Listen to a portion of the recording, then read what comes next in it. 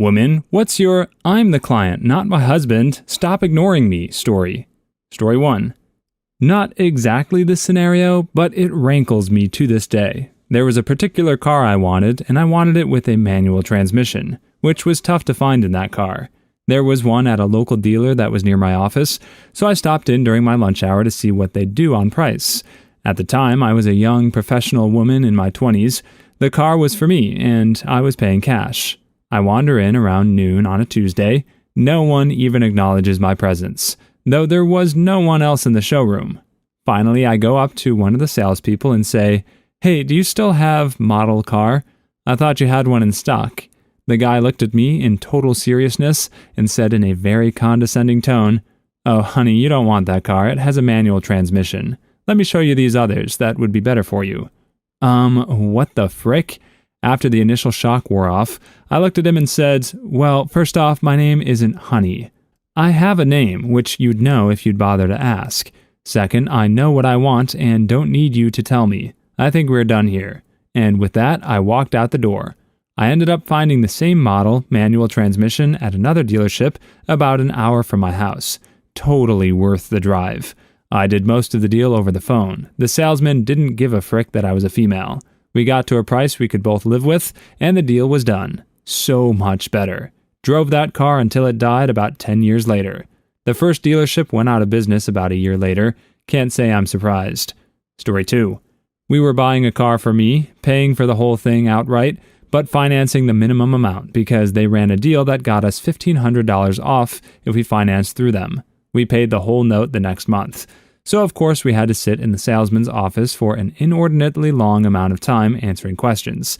The salesman, who was great in every other way because he was a hands-off, no-pressure guy, we walked from several other places when they attempted to pressure us, would ask my husband the questions. My husband pointed at me and said, "I don't know, it's her car."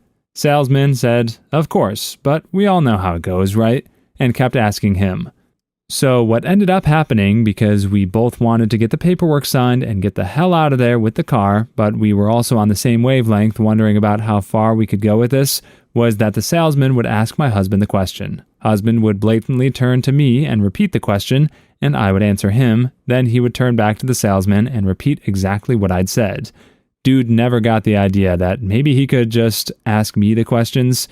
On the car we bought for my husband a few years later, since we put both our names on the paperwork, we both had to sign. The finance guy saw my last name was different and asked when we were getting married, and was confused when we said, 8 years ago? Story 3. Not exactly the same, but still not awesome sexism. When we were having our house built, the lady helping us kept saying that the house would have Wi-Fi on all 3 floors, but we asked and paid extra to have Ethernet cables run to certain rooms. She laughed and said, "Well, he can have one run to his office, but you'll be fine with Wi-Fi." And I was like, "No, I would like one as well." We both play games online, sometimes MMOs, and wanted hard lines run, and she just couldn't understand why a woman would need anything other than Wi-Fi. Just made me angry for her to make the assumptions. My husband is awesome and regularly tells contractors to speak to me about things. My dad was a machinist. My mom worked for a tool company. I've built bathrooms, put shingles on, repaired popcorn ceilings, built stairs, repaired dishwashers, sinks, washing machines, etc. Even things like spackle. He's like, "Maybe you should do this. You're better at it." He handles the car, I handle the house, divide and conquer. It's so frustrating when people assume I don't know anything about repairs or tools. Heck, in high school, I took AutoCAD. I'm just glad my husband is very supportive and knows that I am capable of doing things. Story 4. I hope this doesn't get buried because it's my absolute favorite thing. My husband and I were buying a new mattress. It was a joint decision on the feel of it, but my decision for the price point, warranty, etc., because I was paying for it. In other words, all the stuff we actually needed the salesperson for. Salesperson was a fine guy, old-fashioned, not overtly rude, but he was definitely talking to my husband more than to me, the one with the money to pay. I noticed, but I'm used to it. I was going to get my info and pay the man, whatever. My husband, bless him, wandered away all floaty, like he'd never seen a furniture store before. Weird, but okay. Then he came back and said, "Hey, can I have some money? I'm going to go check out the insert dumb little decorative thing in the other part of the store."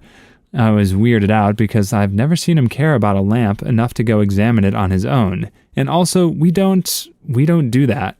But yeah, I said sure and handed him some cash. The salesman immediately stopped paying attention to my husband. Suddenly, in his mind, I was wearing all the pants. He started asking me what I did for a living, etc., and I was able to negotiate for a slightly lower price. I love my husband so much. He knew exactly what he was doing. Story 5.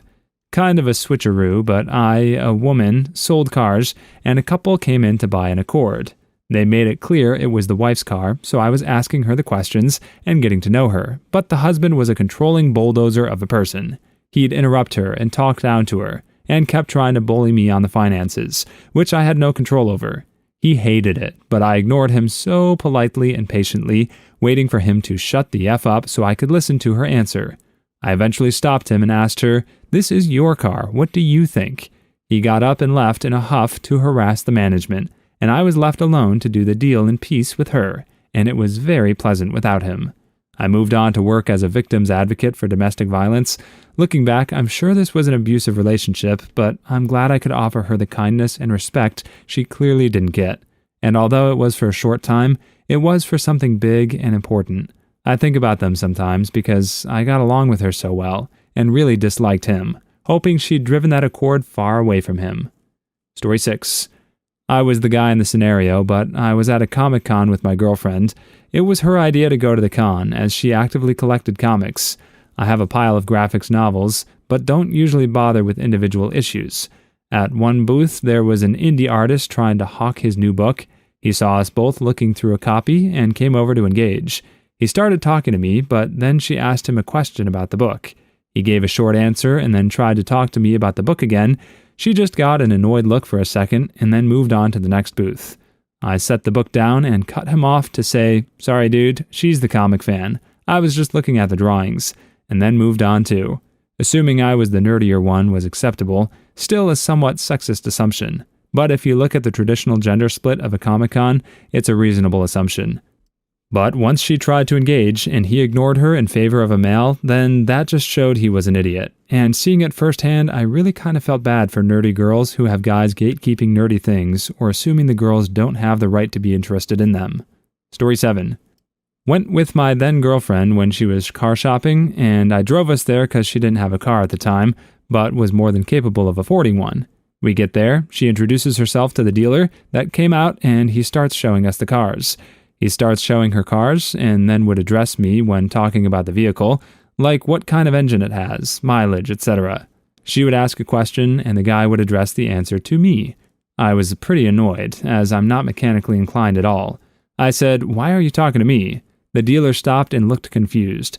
"She's the one buying the car, not me. Just so you know, she's a certified diesel mechanic. She knows way more about car BS than I do. Address her, not me. I'm just the ride." He stopped and then quietly talked to the girlfriend the rest of the time. She ended up getting a Jeep Sahara. Story 8. My husband and I had our backyard completely dug up and re-landscaped when we bought our house. The landscaper was an older guy, probably around my dad's age, and my husband and I are pretty young to be homeowners, so I could kinda understand this dude's condescending attitude. When he came over the first time to do the estimate, he almost exclusively addressed my husband, even though I made it clear I was the one who was doing the designing and knew what I wanted done. When the work was done and I paid him, he kept looking behind me for my husband and almost didn't give me the aftercare instructions for the new sod, saying he wanted to make sure it was done right, so he'd email them to my husband.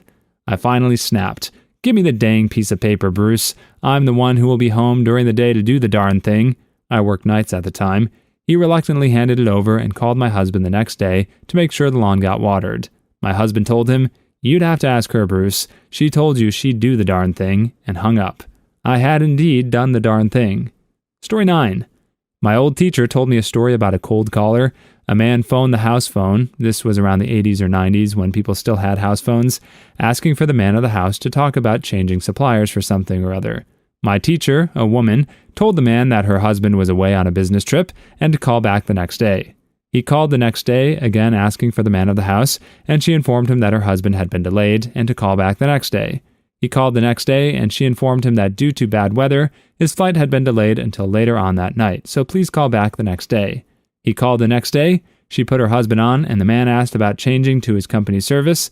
The husband informed him that his wife dealt with all the bills, and please talk to her. My teacher took the phone, said no thank you, and hung up.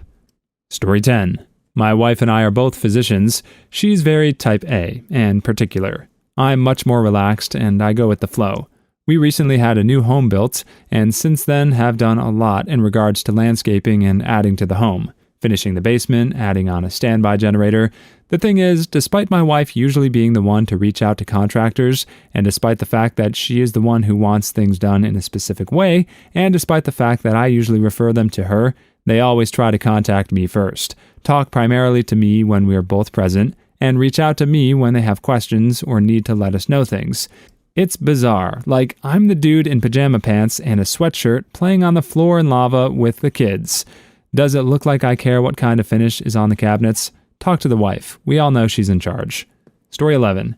We were looking into replacing our roof and found a metal roof company who was running a promotion. So I gave them a call and scheduled for someone to come out and give us a quote.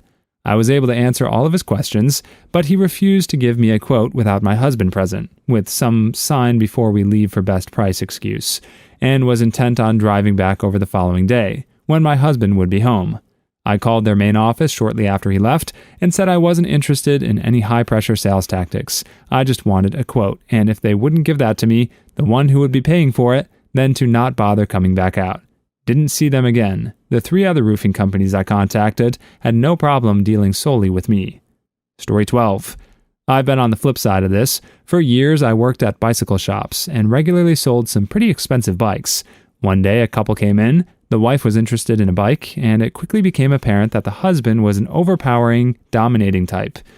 She wants to do this. She doesn't want to do that. She likes this. She doesn't like that, etc. When it became clear she wasn't being allowed to do much speaking at all, I would ask the husband the question, and I'd reply by physically turning and giving the answer to the wife, making eye contact with her only and pointedly ignoring the husband. It was pretty blatant. She loved it.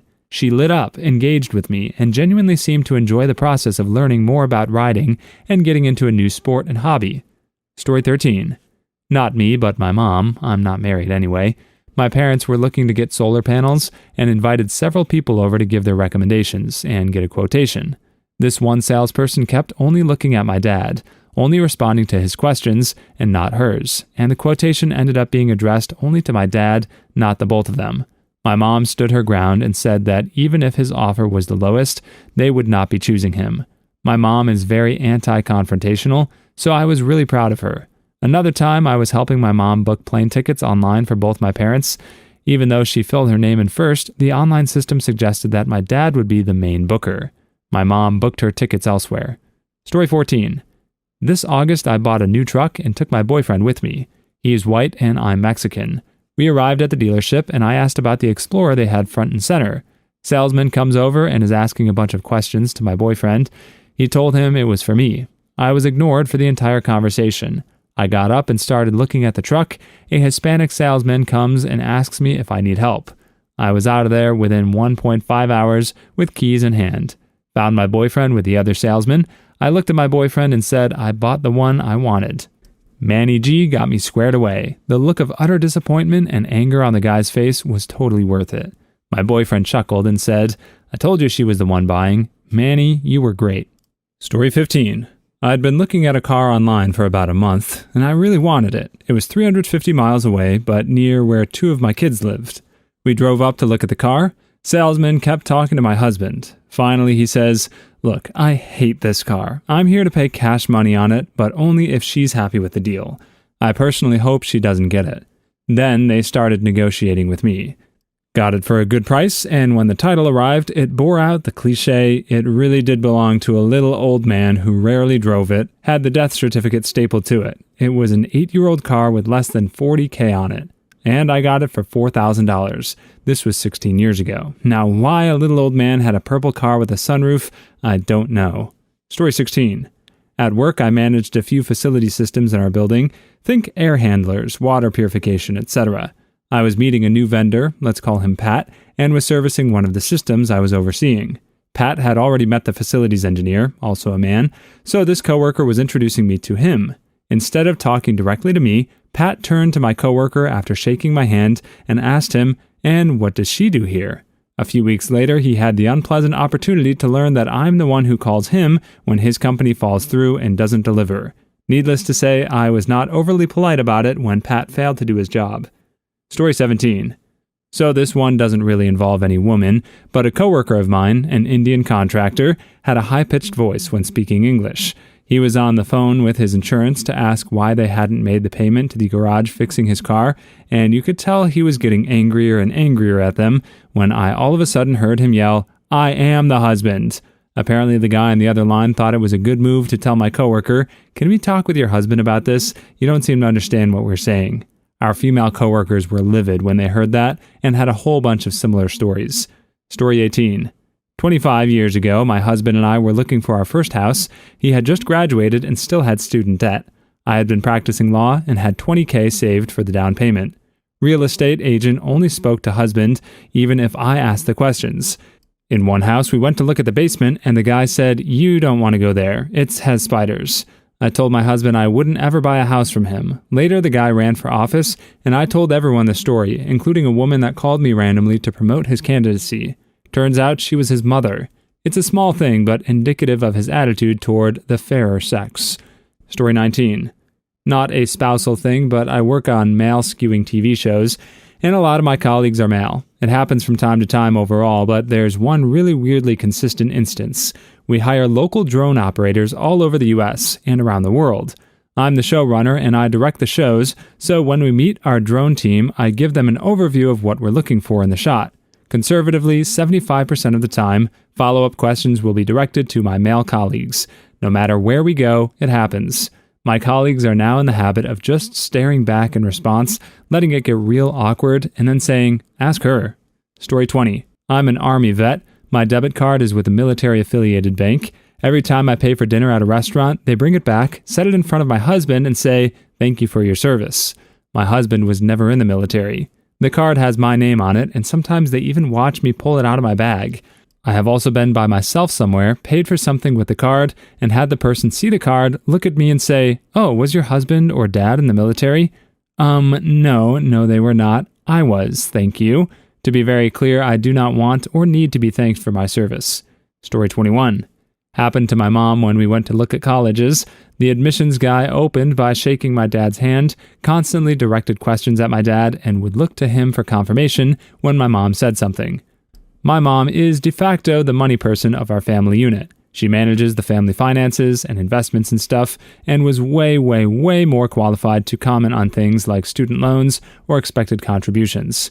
When we left that meeting, she was obviously furious that she had to basically fight the admissions person to have a normal conversation.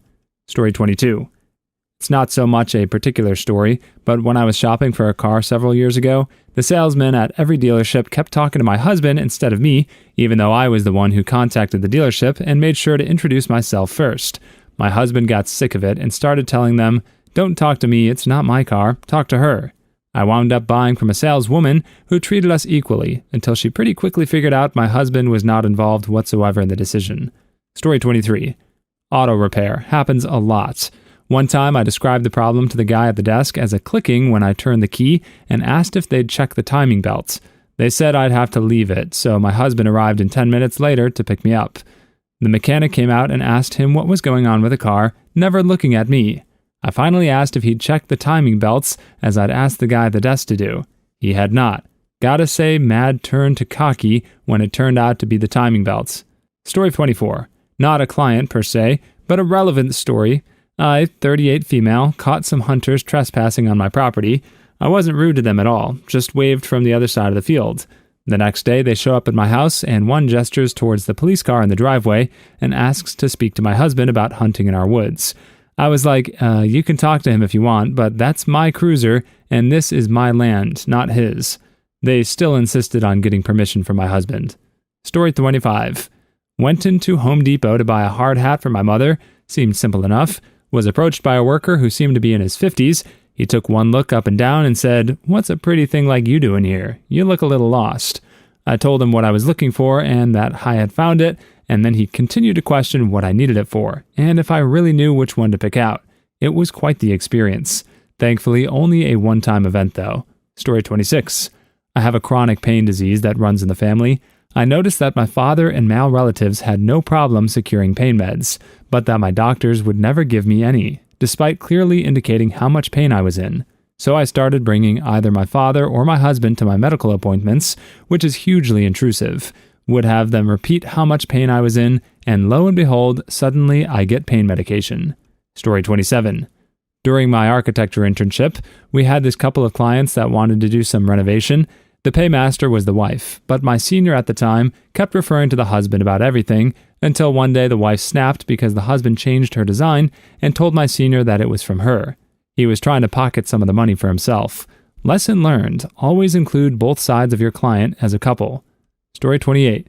I took my colleague out to lunch. He wasn't a subordinate, he was at the same level. However, I was given a company card and he wasn't, due to the nature of our jobs. When the bill came around, the waitress gave it to him because she assumed he would be paying. He graciously grabbed the bill and gave it to me and said, "She's the boss." Smart move. Made me feel validated, and he got a free lunch. Story 29. Was invited to a weekend away with a supplier to launch their new range. My husband went with, and on the order day, the financial manager of the supplier came up to my husband and asked him what he thought about the new range and what he was considering buying. My husband replied very dryly that he is only the plus one and that he must speak to me, seeing that I am the one with the checkbook. Story 30. I was buying a new sports car. My husband and I walk into the dealership, and the sales guy walks up holding his hand out to shake my husband's hand and asks how he can help. Fine. No biggie. My husband says, she's buying, not me. Sales guy glances at me and says to my husband, well, it's not just her decision, right? We left and I bought my new sports car elsewhere. Freaking butthole. Story 31. I have issues constantly when going out to eat with my boyfriend. They always put the bill down directly in front of him no matter what. Even when I reach across the table to grab it and put my card in, they almost always put the check back down in front of him after swiping the card. They will often turn to him and thank him, or tell him to have a great evening, or which copy to sign. It's infuriating. Story 32. I'm the husband, but when we have any kind of work done in our house, everyone constantly tries to make eye contact with me and pal around. My wife does all that stuff. I don't know anything about it. I literally spend the whole time redirecting people to deal with her. Sometimes I just excuse myself and have her fill me in on the details, which I don't care about or need to know later on. Story 33. When I was buying my house, I took my boyfriend with me to the viewing, and the realtor was talking mostly to him, and even ended up calling him with bids on a house. Yes, the house I purchased all on my own is mine. I don't take myself too seriously, and I'm not easily upset or embarrassed, so I didn't really care. I was riding high on a wave of winning a bidding war. Story 34. When I had my appendix taken out, I asked my doctor when it would be okay to sleep with someone again. He turned to my husband and said, "Whenever you feel ready, you can begin relations again." I don't know if he was uncomfortable talking to me about it, or was deferring to what my husband would prefer. Either way, it was strange. Story 35. Trying to collect a parcel from the post office that was addressed to both me and my husband, was told that my husband had to come collect it. I asked whether they meant both of us had to be there, and the response was, no, just him. Needless to say, I was not happy, and after a while arguing, they gave me the parcel. Story 36. Anytime I've bought a vehicle, or gotten parts from a parts counter. Plot twist, when they ask where my husband is, sweetie, I call over my 6-foot-tall wife, who is a dead ringer for Brienne of Tarth to assist. Shuts them up real nice. Story 37. My wife and I, in Dubai, being from the Middle East, would exclusively approach me, but the credit card was hers. Every darn time. Story 38. Every time I pay for a meal, the server puts the bill in front of my guy and returns my card to my guy after I've paid for it. Please leave your stories in the comments. I'd love to make a video of them in the future. Also, don't forget to like and subscribe.